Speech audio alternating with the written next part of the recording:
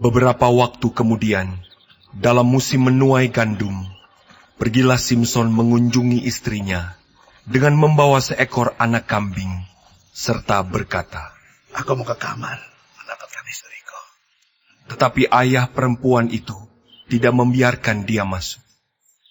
Kata ayah perempuan itu, "Aku telah menyangka bahwa engkau benci sama sekali kepadanya. Sebab itu aku memberikannya kepada kawan. Bukankah adiknya lebih cantik daripadanya? Baiklah kau ambil itu bagimu sebagai gantinya." Lalu kata Simson kepadanya, "Sekali ini aku tidak bersalah terhadap orang Filistin. Apabila aku mendatangkan celaka kepada mereka." Maka pergilah Simson, ditangkapnya 300 anjing hutan, diambilnya obor, diikatnya ekor dengan ekor, dan ditaruhnya sebuah obor di antara tiap-tiap 2 ekor. Kemudian dinyalakan-nyalah obor itu, dan dilepaskannya anjing-anjing hutan itu ke gandum yang belum dituai kepunyaan orang Filistin. Sehingga terbakarlah tumpukan-tumpukan gandum, dan gandum yang belum dituai, dan kebun-kebun pohon zaitun. Berkatalah orang Filistin, "Siapakah yang melakukan ini?" Orang menjawab, "Simson, menantu orang Timna itu. Sebab orang itu telah mengambil istri Simson dan memberikannya kepada kawannya." Kemudian pergilah orang Filistin ke sana dan membakar perempuan itu beserta ayahnya. Lalu berkatalah Simson kepada mereka, "Jika kamu berbuat demikian, sesungguhnya aku takkan berhenti sebelum aku membalaskannya kepada kamu." Dan dengan pukulan yang hebat, ia meremukkan tulang-tulang mereka. Lalu pergilah ia dan tinggal dalam gua di bukit Batu Etam.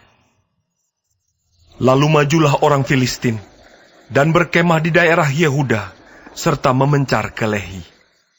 Berkatalah orang-orang Yehuda, "Mengapa kamu maju menyerang kami?"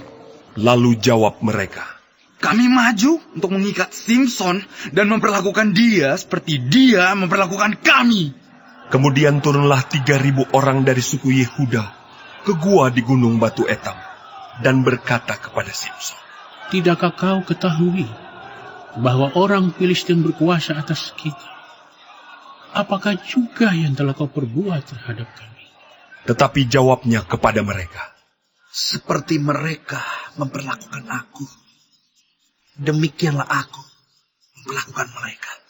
Kata mereka kepadanya, "Kami datang ke sini untuk mengikat dan menyerahkan kau ke dalam tangan orang Filistin." Tetapi jawab Simson kepada mereka, "Bersumpahlah kepadaku bahwa kamu sendiri tidak akan menyerang aku." Lalu kata mereka kepadanya, "Tidak, kami hanya mau mengikat engkau dan menyerahkan engkau ke dalam tangan mereka. Tetapi membunuh engkau kami tidak mau." Maka mereka mengikat dia dengan 2 tali baru dan membawa dia dari bukit batu itu. Setelah ia sampai ke Lehi, dan orang-orang Filistin mendatangi dia dengan bersorak-sorak, maka berkuasalah roh Tuhan atas dia, dan tali-tali pada tangannya menjadi seperti batang rami yang telah habis dimakan api, dan segala pengikatnya hancur tanggal dari tangannya. Kemudian ia menemui sebuah tulang rahang keledai yang masih baru. Diulurkannya tangannya, dipungutnya, dan dipukulnya mati 1.000 orang dengan tulang itu. Berkatalah Simson, "Dengan rahang keledai, bangsa keledai itu kuhajar. Dengan rahang keledai, 1.000 orang kupukul."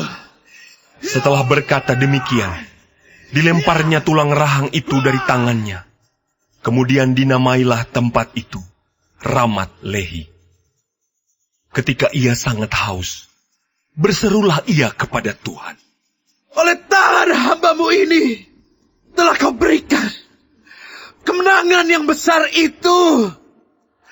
Masakan sekarang aku akan mati kehausan dan jatuh ke dalam tangan orang-orang yang tidak bersurat itu."